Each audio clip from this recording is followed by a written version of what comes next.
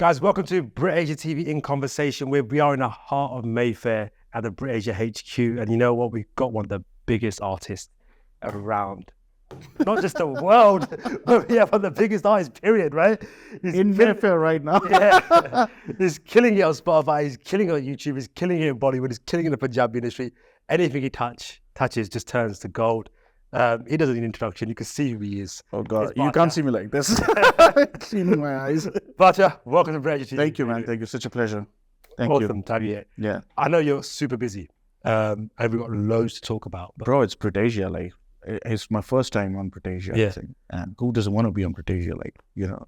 I appreciate that. Yeah. But you know what? Let's just kind of get straight into it, because the UK industry has had a massive influence on you. Absolutely. And I wouldn't just say you, but just music as a whole. Absolutely. Like, you know, if you look at, say, the 80s, you know, the live bands. That Yeah, the era group and all of them. Yeah, and those were the sounds. Like, you know, even if I was sitting with my band the other day, and you know, we were discussing like live performances, and I was like these guys were doing it in the 80s, and look at the sound. Yeah, you know, and we are in like, it's like 50 years, 40 years now, and look at these guys. Cool. The melodies, the performances, and just the fact that, you know, you're in a different world and you're creating your own world. Yeah. And in the process, you're creating a sound that is so unique. And that's why, you know, collaborations, for me, when someone say collaboration, that's what I mean by collaborations. Collaborations are a great way to produce music that hasn't been made before. You know, when two worlds or three worlds combine together, there's a sound that comes out of it. But yeah, 80s UK music, like I came across this question day before yesterday where, you know, the question was like, which song made you take music professionally? Yeah. Which was a very specific question. So I thought really hard. I was like, and that was Dance With You. Jay Sean, Rishi Rich. I was like, the first time I heard the song, I was like, I didn't believe they were Apne Bande. I thought there must be some Goras or, you know. And I was like, and I saw this guy, Jay Sean, doing his thing. I was like, wow. Girl, when I'm told you up and they can all that stuff. And I was just blown away with the sound, with the video, with everything, the quality of the music, the quality of the melody, the lyrics. And I was like, I have to be a part of it. Yeah. But what do you think kind of made that sound so unique? Because they weren't the only ones. Because at that same time, you had Punjabi MC with Mundiya Tabachke that came. Absolutely. Out. Also them. Also Punjabi MC. Also Bali Sagu. Also Apache Indian. Also DJ Sanj, Dr. Zeus. All of these guys. Outlandish. I don't know if you know of this group called Black Moth Connection. It was just one song. Just random Tiger Style bootleg remixes. Just all of this stuff. You know, it was so, I was like, what are they doing? Yeah. You know, what sound is it? Like, this sounds us, but this sounds like them also. Like, and it was a beautiful phase. But yeah, like, I was fascinated with the sound first. And then I think I've always been a writer, so I wanted to tell my own story on that. Yeah. And I think that just made me who I am. But would you, a lot of people say the UK sound has kind of fallen off. Would you agree that's a fair statement to make? Because in my opinion, the UK went from being leaders to suddenly now we're taking a back seat. We're no longer producing these original sounds. We're not producing these, you know, there used to be a new album dropping every week. There used to be new producers coming. I know. New singers coming every week. There was hit anthem after hit anthem. Even the club scene, in my opinion, it's not what it used to be. I know. I mean, there was a time when BritAsian sound defined music. Not only back in India, but globally. Yeah. You know, Timbaland was coming here, trying to do what he was doing. It was a brilliant time. And, you know, people are still making music. Like, Raf, like, I love him. Yeah. Raf Spera. I think he's original. I think he's got his own style. And I think it's just a matter of time before he blows up. Yeah. You know?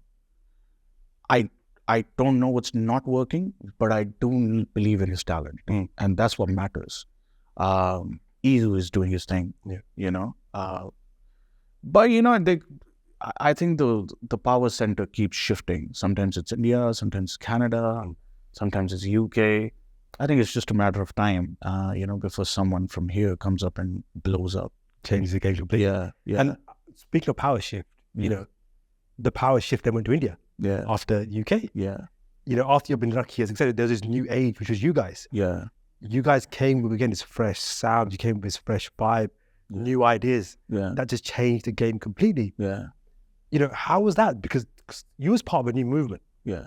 It wasn't like, this movement was right there. It's you guys had to create your own movement and sound. So what Canada is doing now, you guys created that in India. Yeah. How was that transition? Because now you guys have the power, the ability to basically dominate the market. I think it's a cycle. I think it's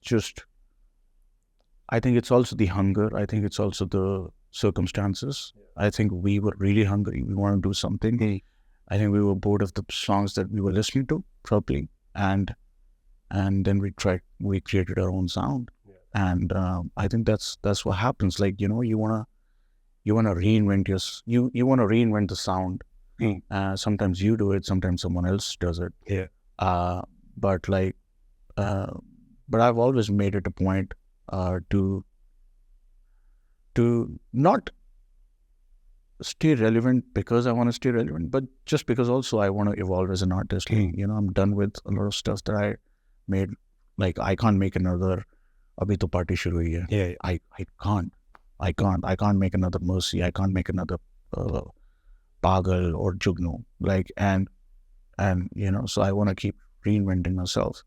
But that just happens. Sound, the invention of sound is a cycle. It keeps happening in different places. You just got to be smart enough to know how and when and where it is happening, and how you can use it to your own advantage. You touched on a point, you weren't standing on your own feet. Before you went solo, you was part of an iconic group. Mafia Mudir. Big names in there. Every one of them's gone to do their own things, make their own names, and you've all been successful in your own right. But how was it to kind of then go from being in a collective group where the ideas are bouncing off each other, you guys are working together, to now suddenly you are on your own?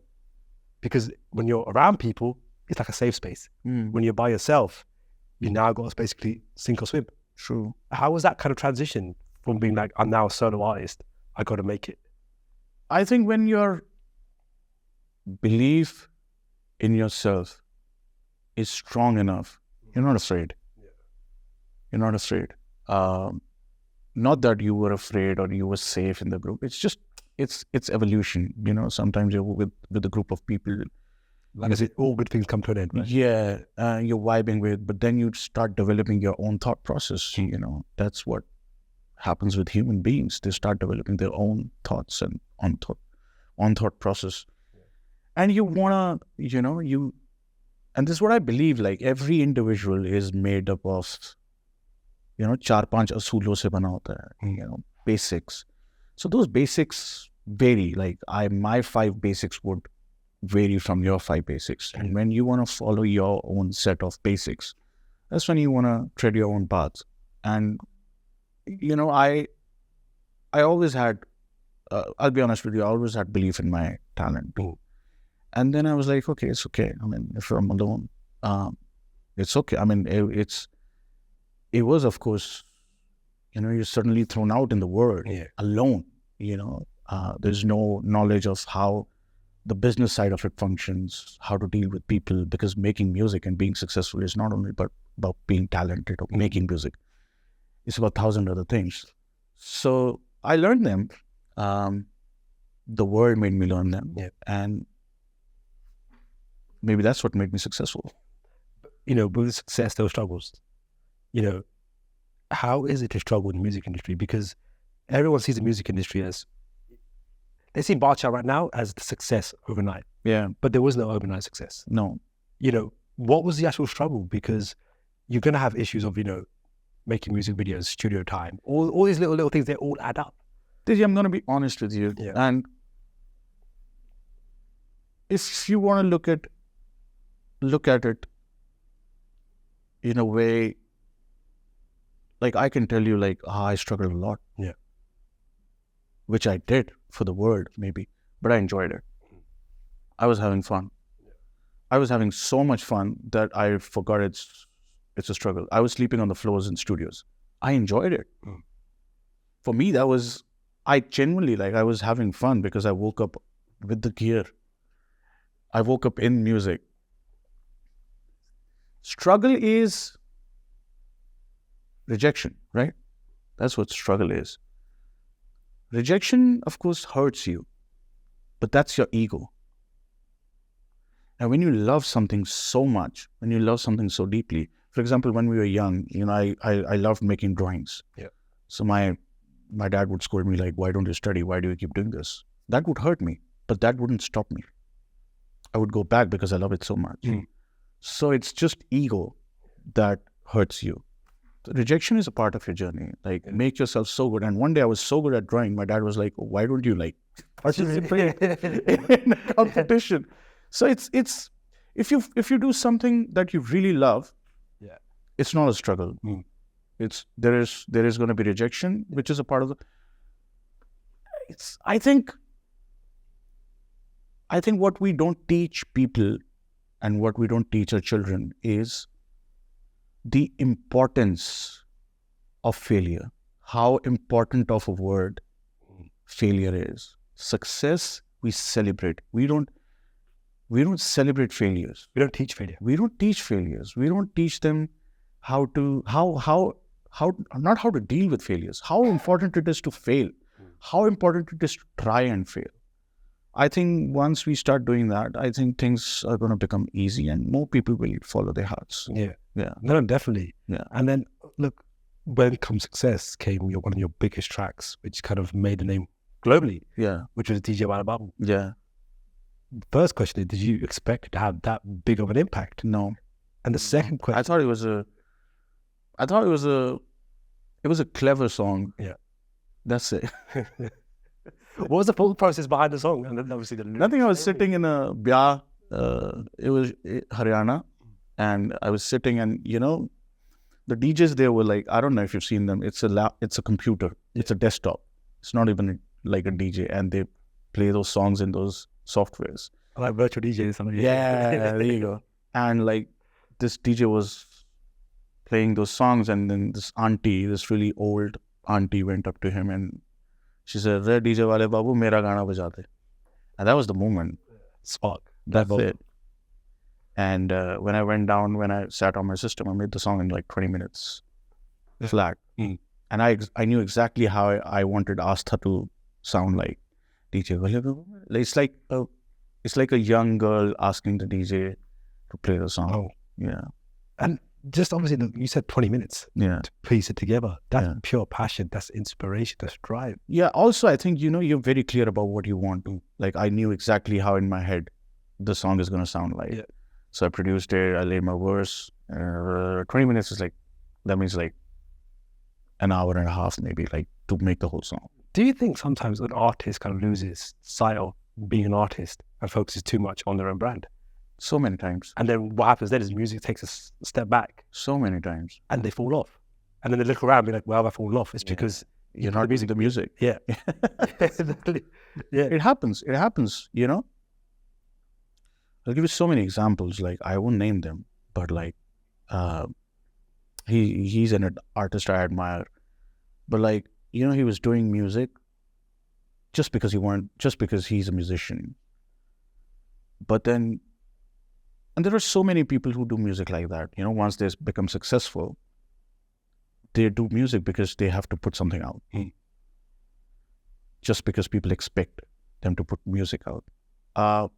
You have to live with music. You have to spend time with music. That's how music works. It can't be superficial. It can't be surface. Yeah. You have to delve into the process. You have to delve into you just have to live with it. That's how it is. Like, you can't just come in the studio, sing a song and go back and put it out. It might work 1 in 100 times. But like, if you spend time with music, it will work most of the time. Do you think the industry's changed a lot? It's changing yearly. Like, there's gone to the point where an artist will drop an album, that album, he'll push it for a good like year and a half, do tour shows, and then he'll drop another album.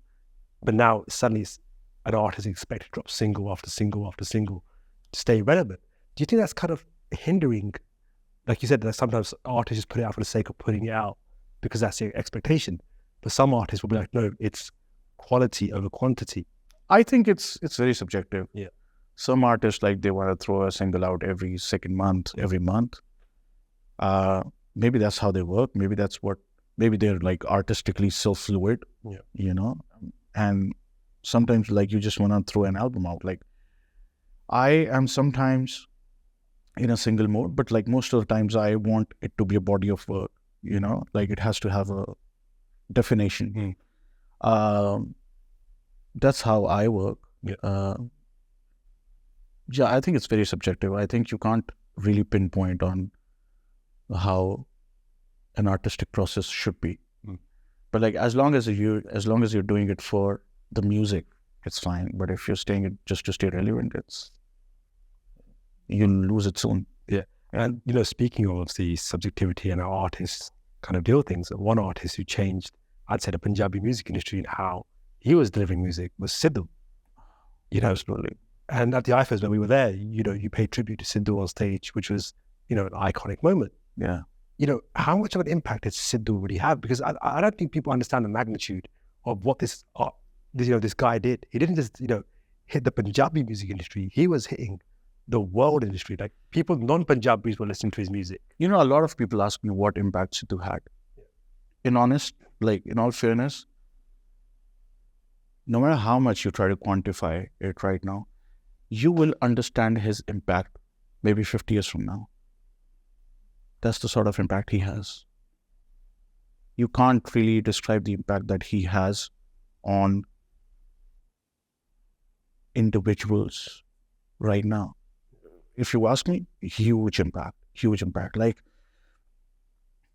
But he changed the whole scene. Like, I was in LA and I went to LA last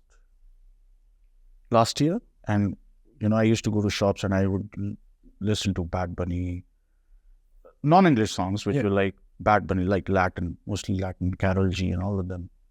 This year when I went, I was hearing Sidhu. And that's the impact. Yeah. It's up to you how you want to describe it. You know, the way his life obviously came to an end was just horrific. Yeah. But what kind of happened off the back of that was suddenly the music industry started speaking up about challenges they're all facing. Yeah. You know, this was an issue that was kept suppressed for a very, very long time of, you know, third party involvement. Like, yes, there's obviously industry involvement. There's, you know, people like fans from other camps hating you. Yeah. But suddenly now it's a case of, hold on, as an artist, you're dealing with challenges of third parties with a lot of factors. Deji, you know what? This is my understanding of it. You live in a day and age of social media. Yeah. You know, there's a lot of things that, there are a lot of perceptions. There are a lot of things that people want you to see. There are a lot of things that people want to prove. There are a lot of things that people want to, it's a very made up world. And things fall apart when they're made up. You know, the understanding of the depth of human emotions has become extremely fragile. You know, it's become really shaky. And I think an artist needs to know the realities. You know, they need to be aware. They need to be self-aware. They need to be aware of the world. And they need to realize that eventually, it's all about the music. Just music. That's it. Yeah. Nothing else. Everything else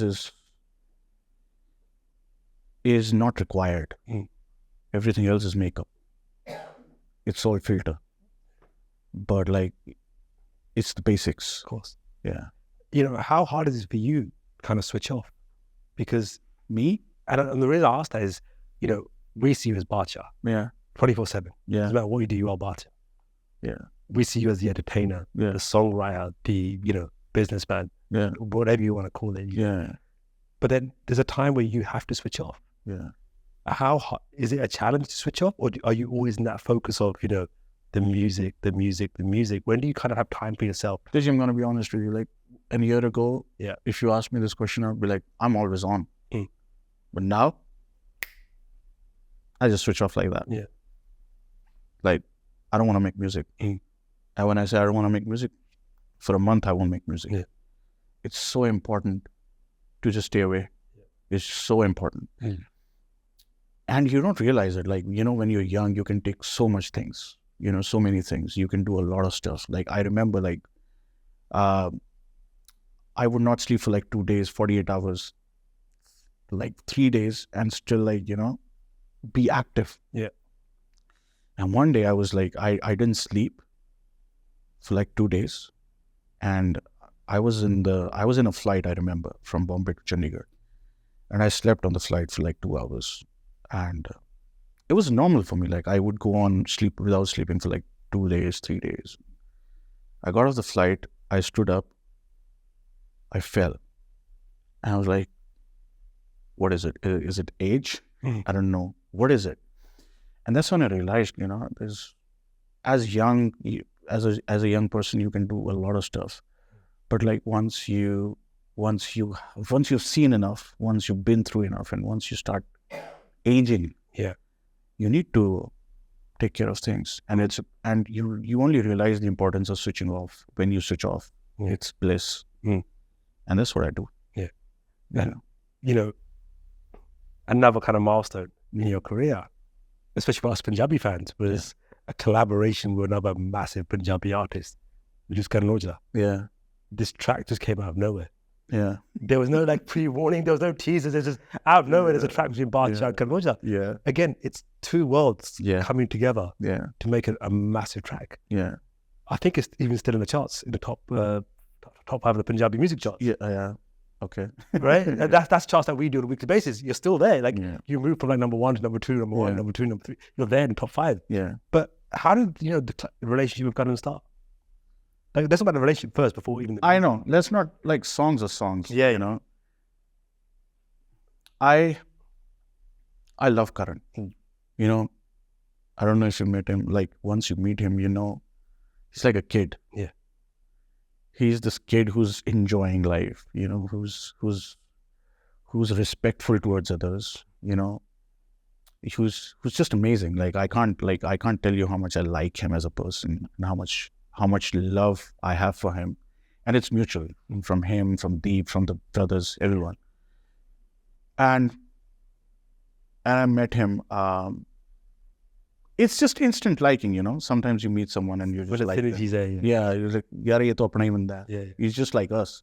He's just like, when I was young, like he's just like that, excited about everything, living life, and that's what I like. So songs are just byproducts.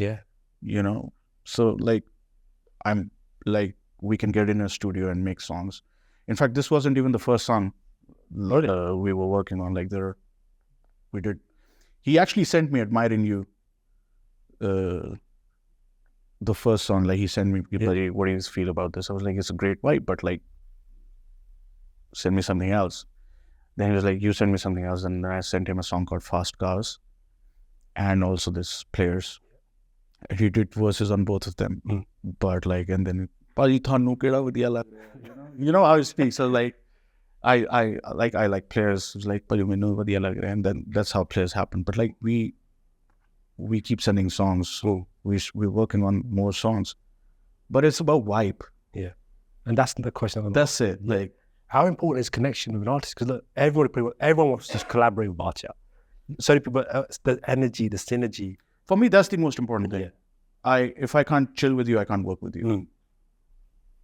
That's it. Yeah. If I like you, and I think that's the connection. That's how a lot of artists work. Like, I'm not saying people want to work with me. I'm sure like there are a lot of people who want to work with me because probably of the human being I am. Yeah. And that's what matters. You know, you can be the best person, you can be the best singer, you can have Grammys, you can have Spotify, whatever. But if I thought, why did you? I can't work with you. Yeah, yeah. And that's probably the reason why I worked with J Balvin, because I always admired him. So when my label asked me, who do you want to work with? I was like, J Balvin, no brainer. And when I met him, he was exactly like how I imagined him. Yeah. Like thoughtful, you know, you should do this. You're just like an elder brother, you know, because he's been through that struggle and he's done it for his culture. And he only, you know, someone who's done it will always encourage you. Yeah. If you're an interviewer, you will never laugh on someone who's a beginner in interviewing. Of course. The rest of the world will laugh, of course, but you will never laugh. You'll always encourage them. Yeah. And that's what I look for, just inspiration. Definitely. Yeah. Definitely. You know, when we talk about obviously music as a whole, Yeah. you talk about, you know, energy, synergy, you talk about a lot of important things. Do you think sometimes people forget, look, music is an art. Yeah. It's a product of your creativity. Yes. Right? If you put your mind into it, the product's there. Yeah. Now, off the back of that has come this new kind of marketing tools of, you know, numbers. Yeah. You know, and you unfortunately Yeah. fell in trouble with, like, you know, allegations which obviously you denied and were proved to be false later on. Yeah. But this YouTube numbers of fake views, fake streams, etc. Yeah. Is it detrimental to an artist, or is it now just a new way of marketing an artist? Because I think Malakith Singh mentioned it in an interview. He goes, some of my songs haven't even hit 1 million views. Yeah. But I'm booked week in, week out. Oh, 100%. He's a legend. Yeah. No one has done more numbers than Malakith Singh. Tutak, tutak, tutya. How can you beat that number? Yeah. You can't. No, I'll tell you, you know, with Pagal, I just wanted to make a statement. Open, like I said it, like, you know, we got Google AdWords. Yeah. And in my head, I thought that I had a song which has the potential to go global. That's why I wanted, you know, I wanted maximum number of people around the world to see it. And the best way was YouTube, Google AdWords, so that people in Spain could see it, people in US could see it, people in Canada could see it. That's what I did. That was the whole point.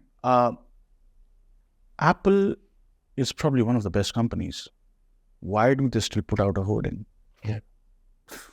Yeah, true. They still want people to see that they've launched something new. Yeah. And that's what marketing is. As long as you're not doing it fairly. Yeah. You know, that's the whole point. And that's what, how was a Sony Music song? Sony Music is an international company. They won't do stupid things, especially with an artist like Badshah, who's like under the eyes of so many probably Goras at that time, because, you know, he was blowing up, DJ Bollywood was blowing up. So you can't do all that. But like, you know, like again, when you're successful, there are third parties and all of that stuff. Yeah, touch everyone. Which is fine, which is something that you signed for. You can't complain about it. It's just distraction. You just have to keep working. But the point is, I want my work to be visible by as many people as possible. Why do we still put out holding? Yeah. Simple. Exactly. Yeah. Let's talk about obviously the Bollywood industry. Yeah. You know, and Punjabi industry. Yeah. At one point, Bollywood superseded Punjabi music by miles. Yeah. Now suddenly it's creeping to a point where, you know, God, Chashma's been sorry, Deji, but like for me, Punjabi music is way ahead of Bollywood music at any given point of time in any space or universe. I was being politically correct, right? But I wanted to say that. No, Yeah, man, I was being politically correct. But look, elephant in the room. Yeah. You know, Bollywood's stealing a lot of Punjabi songs. And in my opinion, I think what Bollywood's doing, they're not doing justice to the song. Like, Kala Chashma, good remake. Yeah. Morni Banke, Punjabi MC, what's the remake? Yeah. Questionable. I hate that song. Yeah. Gangana, Dr. Zeus. You know, I hate that song. it's just, in my opinion, it just doesn't do justice. But what do you think? Like Bollywood, like even Jazzy B's Dil Utya, massive Punjabi song. Did the remake that? They remade that as well, and it just wasn't the same. Yeah. Why do you think Bollywood? The ideas are all in Punjabi music, but why can't Bollywood produce a good song?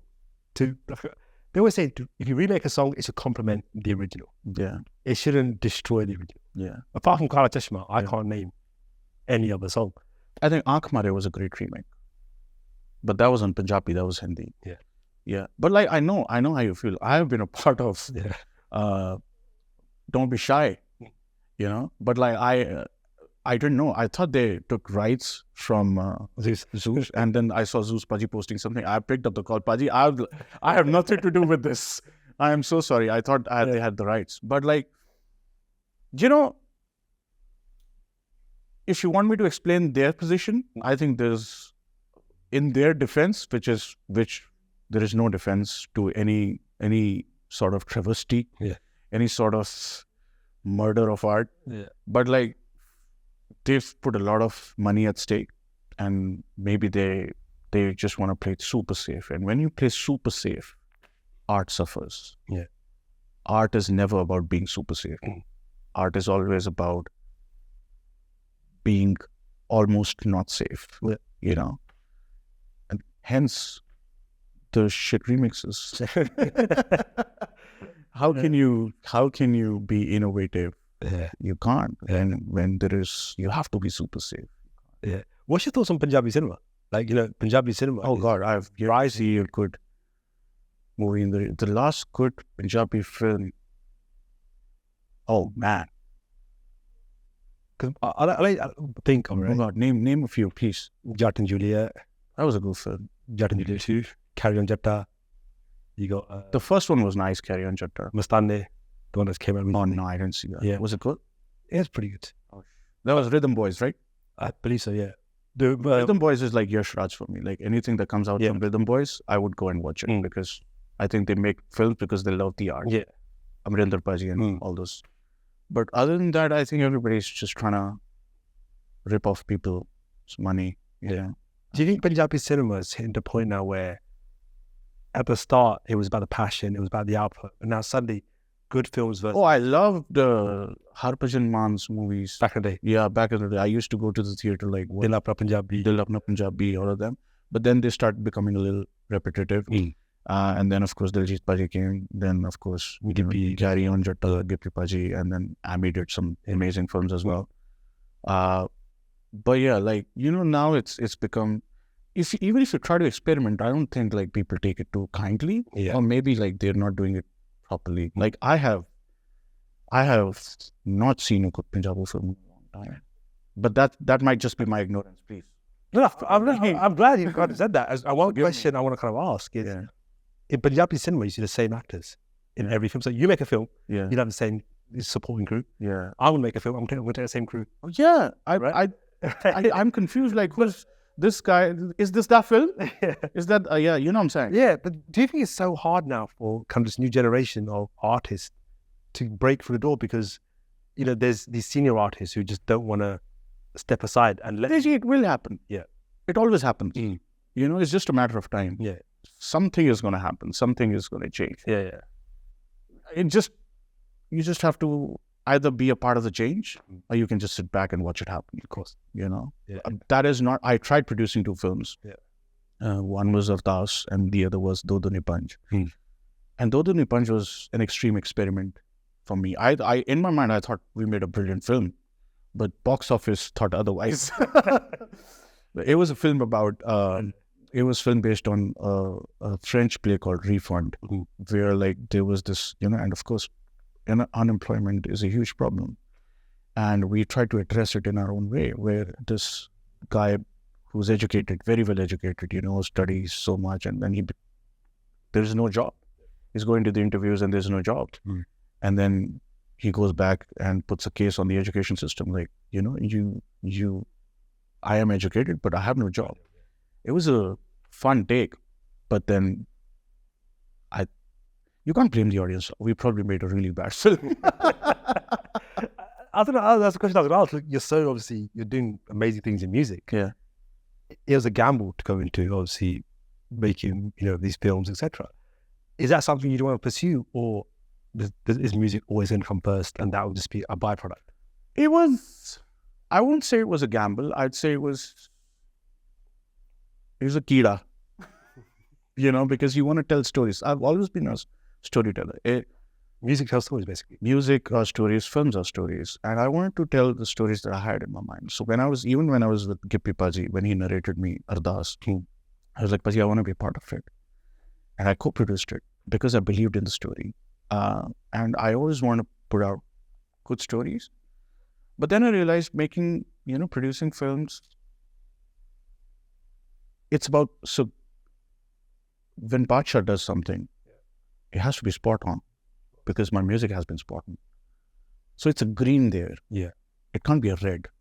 It's a part of my legacy. So if I want to make films, someday I'll just retire and just make films.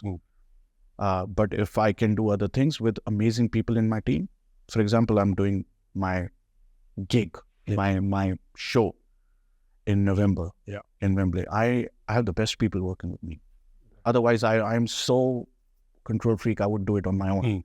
But I know I'm working with the best people. So either you get the best people who are, especially if not more hungry than you, as hungry as you are, then you're sorted. Awesome. Yeah. Speaking of obviously shows and tours coming up, you look at where you are now in your career versus when you first started out. You know, you was charging what, 1,200, 1,300 rupees, 1,500 rupees, you know, in a show. Cash. Like, you know, how has that journey been? Because, you know, yourself, you look at people like Drake, you all started at this level. You know, you got to start from somewhere. They all start like that. And now I have done nothing unique. It's a part of the journey. Now is the time to do something unique. It all goes like that. You can't just sit back and see, oh, ये कर दिया मैंने, वो कर दिया. ऐसे ही होता है. ऐसे नहीं होता तो फिर होता ही नहीं. You can't just look at the past, and you should know where you came from. But you can't just, हमने ये कर दिया, हमने वो कर दिया. कुछ नहीं किया. हमसे बड़े-बड़े लोग बैठे हैं. There are माइकल जैक्सन हो चुके हैं. Where are you? दिलजीत पाजी कर रहे हैं. You know, so you just have to, but the key is to outdo yourself.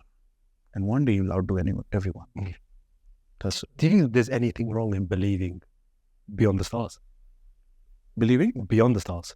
You know, if there's beyond the stars. If there's a glass ceiling, people aim for a glass ceiling, but why can't we aim more than that? I don't see the ceiling at all. I believe our people should be more mainstream. We should be doing a lot more mainstream. See, it's just about the thought. Today, if you think about it, tomorrow you'll do it. For the longest time, we have thought कि हम कैसे करेंगे?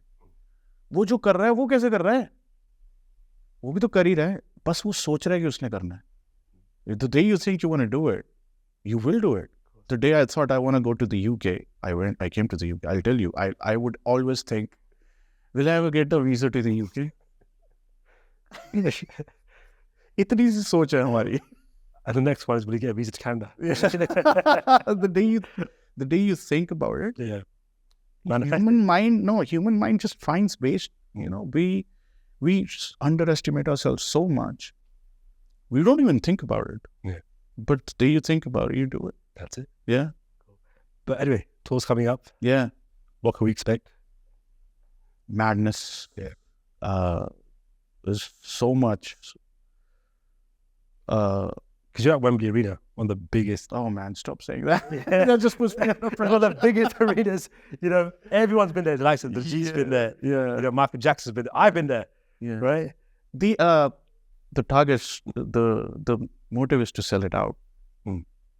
I don't think anybody has done that. Like Asian, has anyone done that? Arijit Dada. The target is to fill every seat. So I know what I'm gonna do to them. It is the biggest moment of my life. So I'm gonna put everything that I have. So I know what is in store. But I don't want anyone to miss out. Because it's gonna be a night that they remember for their lives. Awesome. Now, just before we wrap up, I want to play a few games. Oh God. This is wide enough, right? As if industry is not playing enough. Exactly. So, this game is literally called This or That. Okay. So I'm going to throw a few names at you. You have to choose. Okay. And just give me a reason why. Okay. So we'll start with Gurdasman. And? The Kalyana Badshah.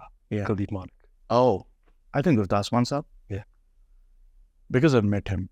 Because I know him personally. And also because I've grown up listening to his music. And also because if you come to my house, you will see a life-size picture of him. And also because the kids in our house call him Babaji. Oh, wow. It's just him. Is that right? Yeah. And so next one, let's talk about two of the kings of Qawwali music. You have Nusrat Fateh Ali Khan Nusrat Fateh Ali Khan. and Rahat Fateh Ali Khan. No, that's it. Yeah. Nusrat Fateh Ali Khan. What's your thoughts on his music? Because he's someone that a lot of people use his music, but in my opinion, the legacy isn't protected. Yeah, We don't rave enough about it now. that's another problem that I see with our community. We don't document our stuff well. We don't value them so well. Like, for example, Gurdas Mann Sahab, who is an artist who can fill arenas and akhade? Yeah.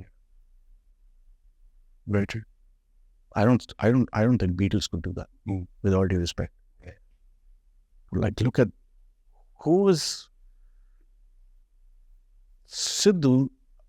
I'm sure, like, his legacy is in good hands. But if he would announce, there'd be millions of people showing up. No one can do that. Yeah.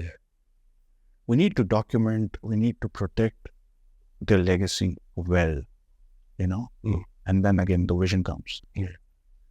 Next one, you got Diljit Dosanjh or Gippy Garewal. Oh, God. Two giants in the Punjabi music scene and cinema scene. I can't. They both are like, I love them both.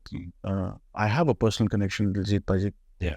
Because I worked with him when no one was working with me. I love him, but I respected Gippy Paji as well. Yeah. So it's, Let's talk about the queens of Punjabi cinema. Yeah. You got Neeru Bajwa Oh, or Sonam Bajwa. Neeru Bajwa. Yeah? Yeah, absolutely. Is that because you're old school Harbhajan Maan films? I think she's the OG. Yeah. And I think Neeru. You ever worked with her? No. She actually declined one of my songs. Way back. Way back. I was no one. Yeah. But yeah, I still, she's Neeru Bajwa, bro. What do you even say? All right, last one. You mentioned obviously hip hop, listen to hip hop music, mainstream music. You got to ask the question of Tupac or Biggie?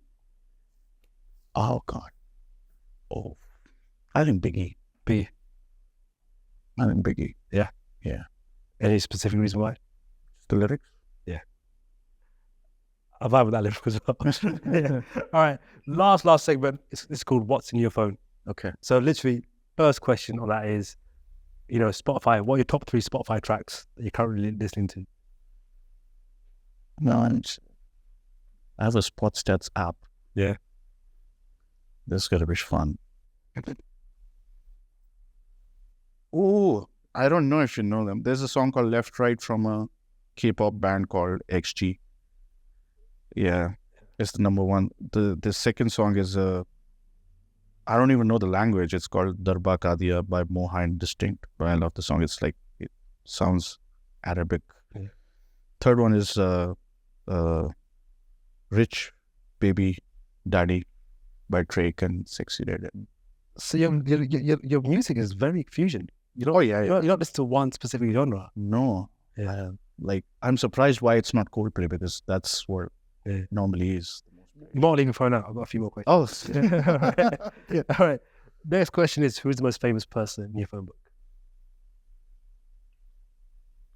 famous in what terms? Like, there are so many. Celebrity famous. They're all famous. Who would you say is that the A-lister? The most number of followers? Yeah, let's equal that most number. I don't know, man. I don't know. They're all there. Yeah. Everyone's there. All right. Yeah. In that phone book, if you was in trouble, who would you turn to? Papa. One call. Papa. Okay, celebrity. I don't Shah Rukh, sir. Shah Rukh Khan. Yeah. Financial advice. You have to call one person for financial advice.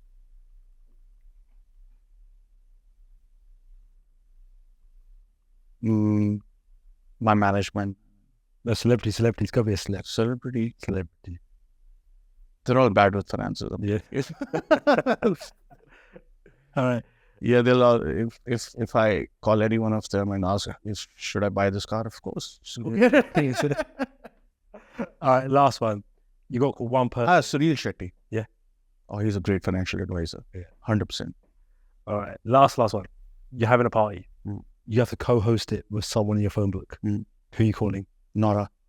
Yeah. She's a great host. Yeah, she'll kill it. But Badshah, it's been an absolute pleasure having you. Thank you, man. I wish you all the best for your tour. Thank you so much. And listen, How to see you there? I'll be on stage. I'll host it for you, don't we? Every seat is important. Okay. Badshah, it's been an absolute pleasure. Thank you so much Thank you. for coming to us. Thank you. And wish you all the best. Thank you.